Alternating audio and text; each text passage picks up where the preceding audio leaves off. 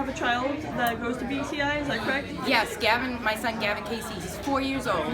He was diagnosed when he was about 20 months with autism spectrum disorder, and he has been with BCI since then.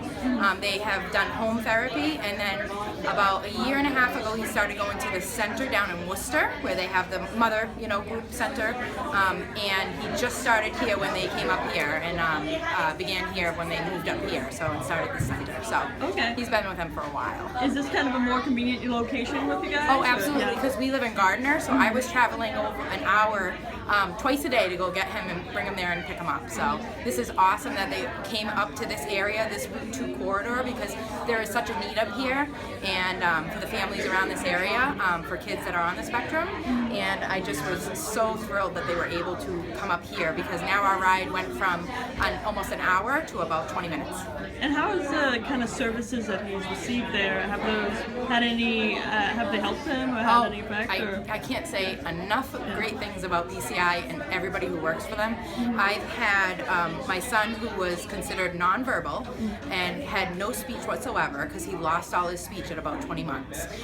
He went from having no speech to having full sentences. He talks to us in appropriate language now, so we can have like a conversation back and forth, and it makes sense. And before, there was nothing. We had to guess on what he needed, what he wanted, and it was hard because he would cry and get frustrated.